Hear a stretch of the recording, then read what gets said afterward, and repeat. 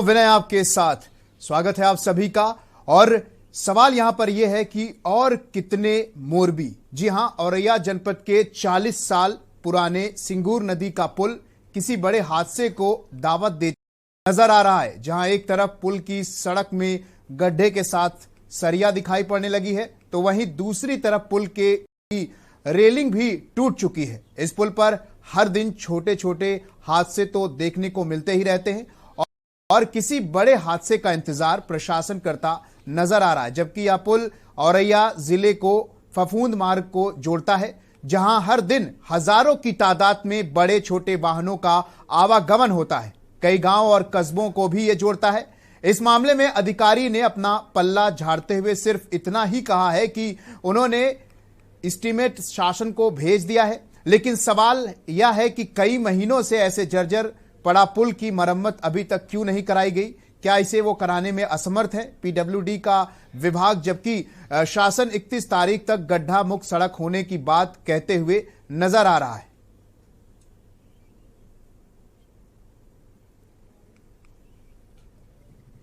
हाँ, वो मेरे संज्ञान में है। हम लोग कल ही उस रोड का दौरा डीएम साहब ने किया है हमारे स्टाफ के साथ में।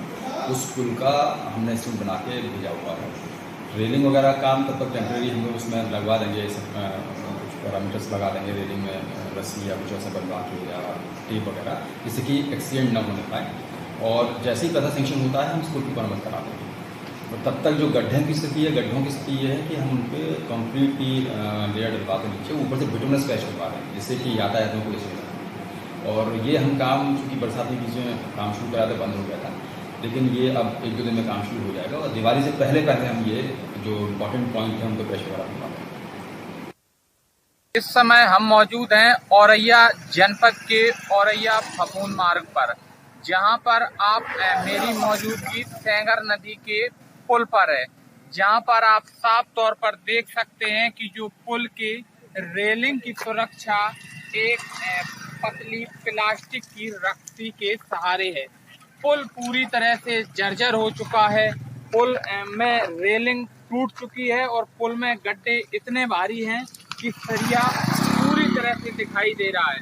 हालांकि जब पीडब्ल्यूडी के अधिकारियों से बात की तो उनका कहना है कि उनके द्वारा सरकार को एस्टीमेट भेज दिया गया है। अब सरकार का एस्टीमेट आएगा तब पुल की मरम्मत होगी। तो कहीं ना कहीं जो विभाग है वो बड़े हादसे का इंतजार कर रहा है और फिलहाल में जो पुल की सुरक्षा है वो रस्सियों के सहारे है।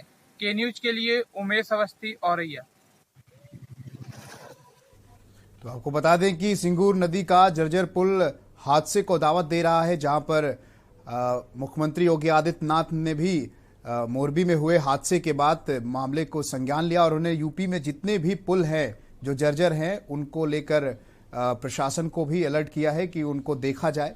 और इस तरह के कई पुल हैं यूपी में जो बंद पड़े हुए हैं, जहां पर लोगों का आना जाना है और ये एक बड़े हादसे को दावत देते हुए नजर आ रहे हैं। उसी तरीके से औरैया में भी ये सिंगूर नदी का ये पुल है जो जर्जर अवस्था में है और ये कभी भी इस पर हादसा हो सकता है। टूटी रेलिंग से भी इसमें हादसा हो सकता है और वहीं जिम्मेदार अधिकारी जो है वो अनजान बनते दिख रहे हैं। इसको लेकर कोई अभी तक कार्रवाई नहीं की जा रही है। सिंगूर नदी का ये जर्जर पुल जो है ये हादसे का शिकार हो सकता है।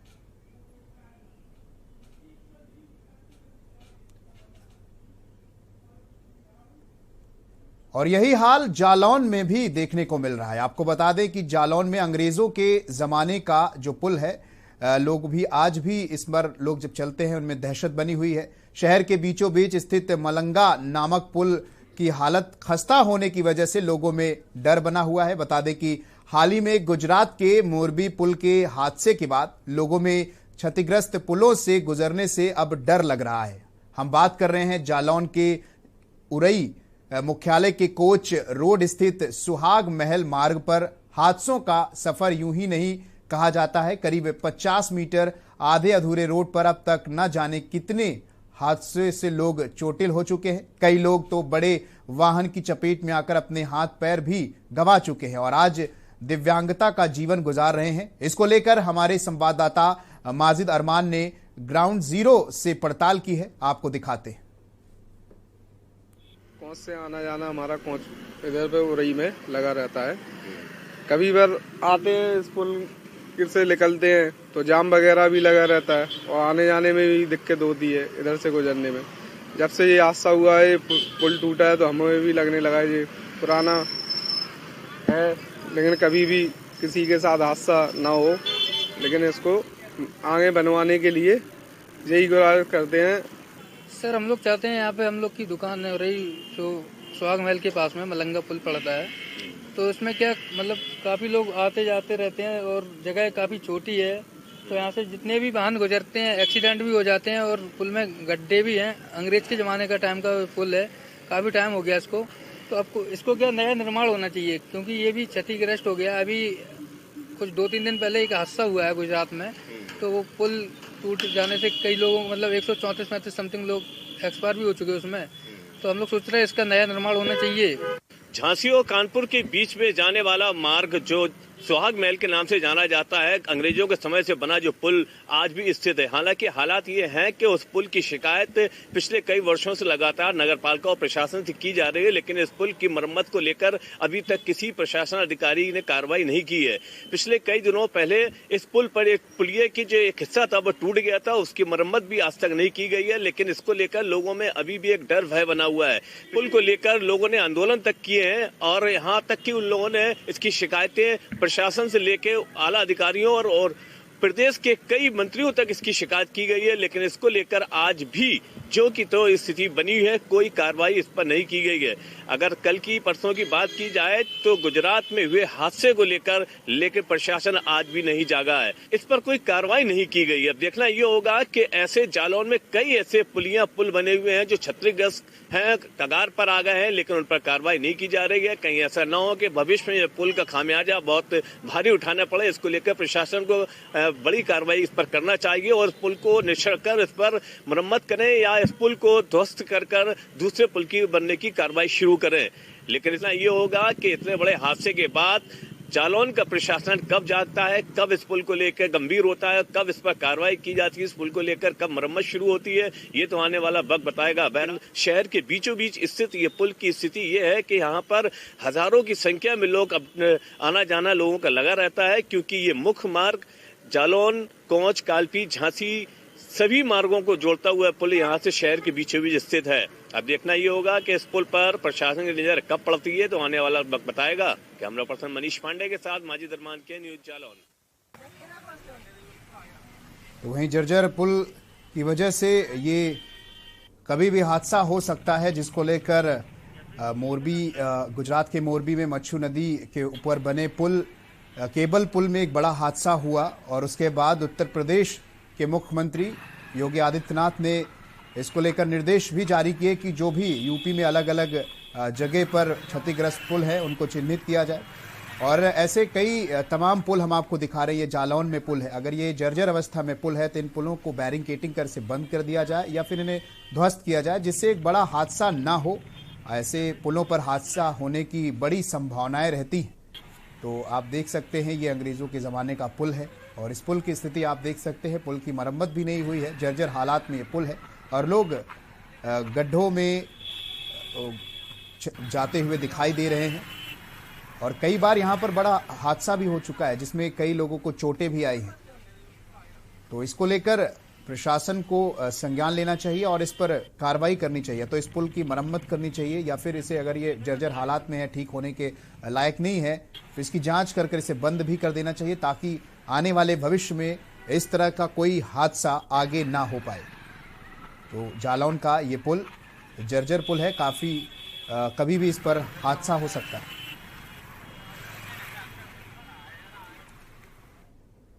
तो गुजरात के मोरबी जिले में मच्छू नदी पर बने केबल पुल हादसे के बाद उत्तर प्रदेश सरकार एक्शन के मूड में आ गई है और आदेश दे दिया है कि सभी जर्जर पुल की जांच की जाए। पर रायबरेली में सदर विधानसभा क्षेत्र के रामपुर बघेल के पास बना लकड़ी का पुल लोगों के लिए जानलेवा साबित हो सकता है।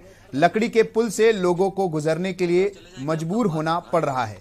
जान हथेली पर रखकर बच्चे, बूढ़े, जवान सभी हजारों की संख्या में प्रतिदिन यहां से गुजरते हैं। इस लकड़ी के पुल के पक्के निर्माण के लिए ग्रामीणों द्वारा सफेद पोशों सहित अधिकारियों तक के दरवाजे खटखटाए जा चुके हैं, लेकिन अभी तक किसी की नजर इस पर नहीं पहुंची है। सरकार के आदेश के बाद भी जिला प्रशासन जो है वो सुव्यवस्थित है, जहां पर शायद रायबरेली जिला प्रशासन को भी किसी बड़े हादसे का इंतजार है। आपको बता दें कि सदर विधानसभा क्षेत्र के रामपुर बघेल गांव के पास से महाराजगंज ड्रेन गुजरता है, जो सीधे रामपुर बघेल सहित 1 दर्जन गांवों को राही से जोड़ता है, लेकिन उस पक्के पुल का निर्माण न होने के कारण ग्रामीणों को लगभग 10 से 15 किलोमीटर दूर का सफर तय करना पड़ता है। इसी को देख ग्रामीणों ने ड्रेन पर लकड़ी द्वारा पुल का निर्माण किया और उसी पुल से पैदल व दोपहिया वाहन से लोग गुजरते हैं। जिस तरह जान हथेली पर रखकर लोग लकड़ी के जर्जर पुल से गुजरते हैं, वह निश्चित तौर पर दिल को झकझोरने वाला है। इस पुल से गुजरते हुए कई बार बड़े हादसे भी हो चुके हैं, जिसमें कई लोगों को गंभीर चोटें भी आ चुकी हैं। बच्चे विद्यालय जाते समय कई बार पानी में गिर चुके हैं, लेकिन किसी भी जनप्रतिनिधि या अधिकारी का ध्यान इस ओर नहीं गया है, और अगर होता भी है तो या वो पल्ला झाड़ लेते हैं या फिर देखने की बात कहकर वो टाल देते हैं। तो ये तस्वीरें आप देख रहे हैं, रायबरेली का एक ऐसा पुल है जहां रामपुर बघेल, जहां पर लोग लकड़ी से बने पुल के ऊपर से गुजरने को मजबूर है। देख सकते हैं बाइक से किस तरीके से जा रहे हैं।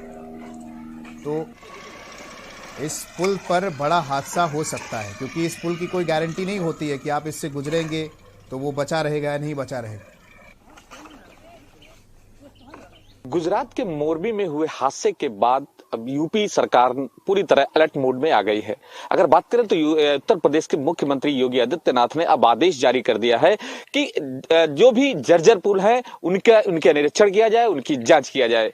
लेकिन अगर बात करें रायबरेली की, तो रायबरेली में एक रामपुर गांव पड़ता है, जहां पर आज भी लकड़ी का पुल बना हुआ है, और ये पुल लगभग 40 वर्षों पुराना पुल बताया जा रहा है। यहां से लगभग 5 से 6 गांव के लोग रोजाना इस पुल से गुजरते हैं। आप देख सकते हैं ये वो पुल है जो लकड़ियों से बना हुआ है, और इस लकड़ियों का पुल है, बांस की फंटियों से बना है, नीचे बल्लियों के सहारे ये चल रहा है। लेकिन इस पुल से लगभग रोजाना 1000 से 500,000 लोग इस पुल से रोज आना जाना लगा रहता है, क्योंकि आने जाने का रास्ता यहाँ पर नहीं है। आप देख सकते हैं कि जिस तरह से ये बल्लियों पे ये पुल टिका हुआ है, तो कहीं ना कहीं एक बड़ी दुर्घटना को दावत जरूर दे रहा है। साथ ही बता दें, जिस तरह से ये पुल आज 40 साल से चला आ रहा है, कई बार यहाँ के ग्रामीणों ने, यहाँ के जनप्रतिनिधियों से भी कहा, लेकिन आज तक ये पुल लकड़ियों के फंटियों और बांस की फंटियों के सहारे ही चल रहा है। यहाँ से लोग पर डे गुजरते हैं, साइकिल से गुजरते हैं, बाइक से गुजरते हैं, और अगर इस गांव में बड़ी घटना हो जाए तो आनंद फानंद में यहाँ से लोग निकल भी नहीं सकते। तो जिस तरह से ये कहीं ना कहीं ये पुल जो पुल है वो कहीं ना कहीं यहाँ के लोगों को एक बड़ी दुर्घटना होने का संकेत जरूर कर रहा है। मनीष अवस्थी, के न्यूज, रायबरेली। तो यूपी में ऐसे कई जिले हैं, चाहे रायबरेली की बात करें, जालौन की बात करें, जहां अलग अलग ऐसे जर्जर अवस्था में पुल है जिस पर लोग आने जाने को मजबूर है, क्योंकि एक लंबा सफर तय कर उन्हें जाना पड़ता है, और ऐसे में जल्दबाजी के चक्कर में वो उस आप देख रहे हैं के न्यूज, खबरों का सारथी। परम आदरणीय बुजुर्गों, माताओं, बहनों, भाइयों और प्यारे बच्चों, आज हम अपने प्रदेश का 57वां स्थापना दिवस मना रहे हैं। इस अवसर पर मैं आप सबको हार्दिक बधाई देता हूं। मैं कामना करता हूं कि सभी प्रदेशवासी स्वस्थ हों, शिक्षित हों, स्वावलंबी हों, और हरियाणा के विकास में हर व्यक्ति की समान रूप से सहभागिता हो। ये अत्यंत सुखद संयोग है कि आज के इस ऐतिहासिक दिवस से मात्र 4 दिन पहले अपनी सरकार ने जनसेवा के 8 साल पूरे किए हैं। हम इन 8 सालों में माननीय प्रधानमंत्री श्री नरेंद्र मोदी जी के कुशल मार्गदर्शन में उनके मूल मंत्र सबका साथ, सबका विकास, सबका विश्वास और सबका प्रयास को पूरी तरह से लागू करने में सफल हुए हैं। अपनी सरकार के 8 साल पूरे होने के अवसर पर माननीय केंद्रीय गृह मंत्री श्री अमित शाह जी ने प्रदेश को 3 बड़ी परियोजनाओं की सौगात दी है। उन्होंने 5618 करोड़ रुपए लागत की हरियाणा ऑर्बिटल रेल कॉरिडोर परियोजना का शिलान्यास किया। रोहतक में 315 करोड़ रुपए की लागत से बने देश के पहले सबसे लंबे एलिवेटेड रेलवे ट्रैक तथा गांव बड़ी जिला सोनीपत में बने 590 करोड़ रुपए की लागत के रेल कोच नवीनीकरण कारखाने का उद्घाटन किया है। भाइयों बहनों, हरियाणा भले ही भारत के 17वें राज्य के रूप में 1 नवंबर 1966 को अस्तित्व में आया हो, परंतु आदिकाल से ही यह देवधरा भारत माता का विशिष्टतम आभूषण रहा है। वैभव, समृद्धि, ज्ञान तथा धन धान्य से भरपूर ये पावन धरा भारतीय सभ्यता व संस्कृति का पालना रही है। यहीं पावन सरस्वती और दृश्यवती नदियों के तटों पर वेदों और उपनिषदों की रचना हुई।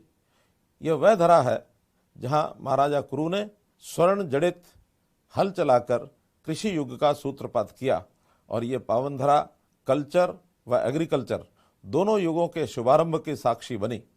धर्म और अधर्म के बीच महाभारत का युद्ध यहीं पर लड़ा गया।